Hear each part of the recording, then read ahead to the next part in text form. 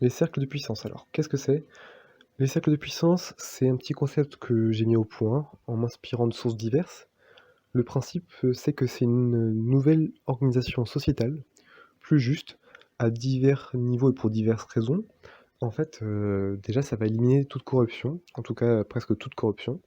Ça permet aussi aux individus d'avoir plus de pouvoir, en tout cas que le peuple ait plus de pouvoir dans la prise de décision, dans la création de lois et cetera. Il peut révoquer, des représentants par exemple. Ça permet aussi de s'informer plus facilement et de faciliter, l'information en général des individus. Cela évite donc la censure et ça permet encore une fois de créer du lien social aussi entre individus. Il y a d'autres avantages que je ne vais pas détailler. Globalement, en fait, ce cercle, en tout cas ce concept, il naît d'un constat d'une société pour moi qui est profondément, antidémocratique, hein. Nos structures ne permettent plus au peuple de s'exprimer. On le voit bien à travers le Covid, mais aussi depuis des décennies à travers, l'évolution de notre société qui bascule dans qui se dégrade en fait, tout simplement, qui se délite. On voit bien que notre éducation, elle part en couille, notre système de santé, c'est pareil. Les gens sont de plus en plus malades, heu, l'individualisme est toujours plus présent, que jamais. On a un choc des civilisations qui a eu lieu en ce moment, puis la corruption, elle règne partout, en fait. Et justement, en fait, ce système, là de cercle de puissance, en fait, il est là pour, lutter contre l'individualisme, parce que l'individualisme, c'est un peu la plaie moderne, en fait. En quoi c'est une plaie moderne? Bah, en fait, c'est, parce que du coup, en fait, le peuple, il est, fragile et il est facilement manipulable, justement.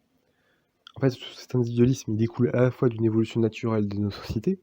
Il y a effectivement eu des changements culturels et technologiques qui ont fait qu'on a été poussé vers l'individualisme parce qu'on dépendait moins des autres. Mais c'est aussi, on va dire, un processus orchestré, en fait, par nos élites, nos dirigeants. On a créé une société aussi où on favorise cet individualisme, en fait. Parce que c'est intéressant pour les élites, parce qu'un peuple divisé, justement, c'est un peuple plus facilement, contrôlable.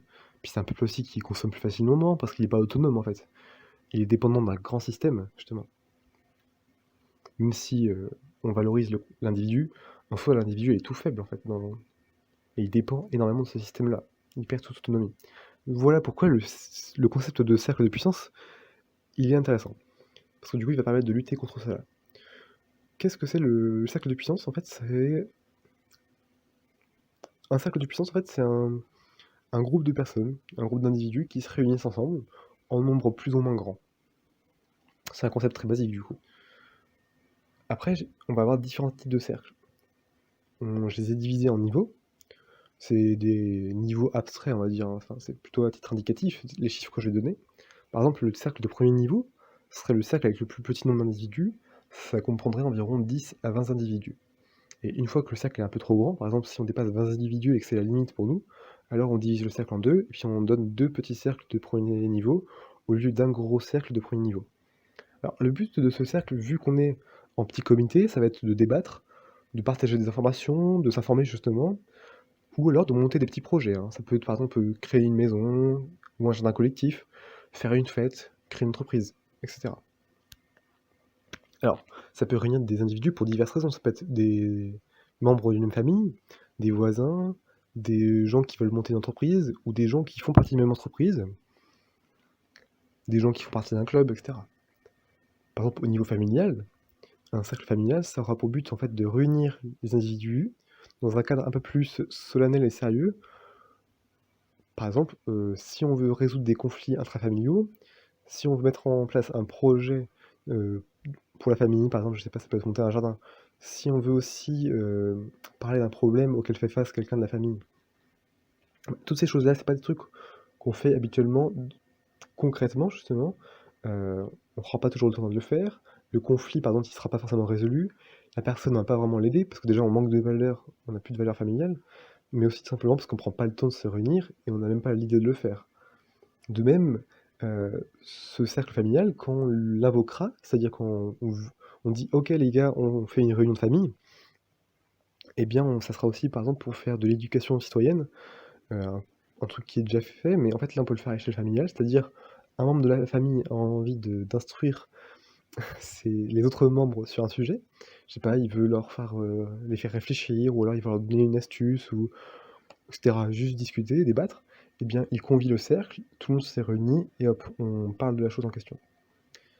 Donc voilà, ça serait, le truc possible, enfin, l'utilité possible au niveau familial, mais entre voisins, par exemple, tu te prêtes ton matériel, tu t'aides pour la garde des enfants, tu, surveilles, je sais pas, qu'il y ait pas des gens un peu chelous, enfin, ça peut être plein de choses, en fait.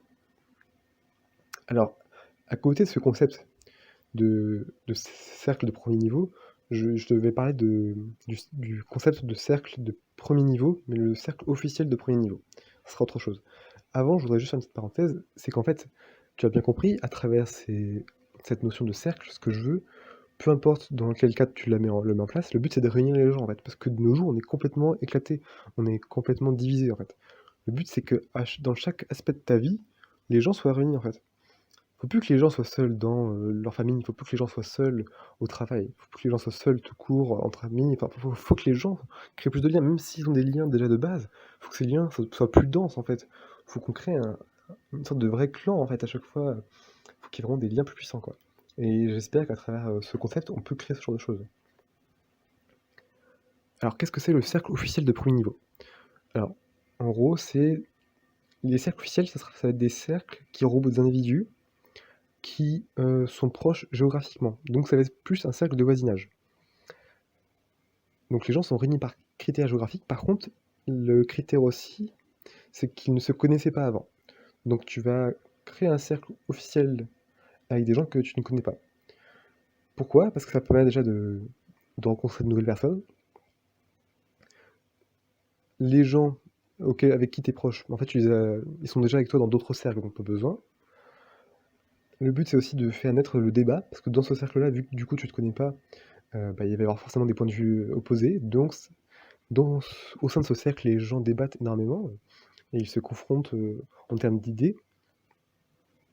Et pourquoi c'est un cercle officiel en fait? Parce que c'est à travers ce cercle qu'on va prendre les décisions, on va dire, justement officielles. Donc c'est-à-dire que si notre système homme de demain, parce qu'en fait, le cercle est inséré dans un système plus global.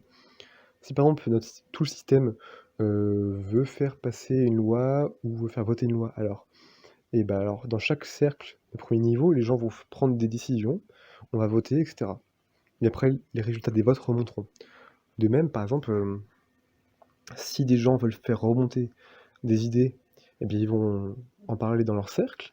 Les gens du cercle vont après décider de si oui ou non ils veulent faire remonter l'idée.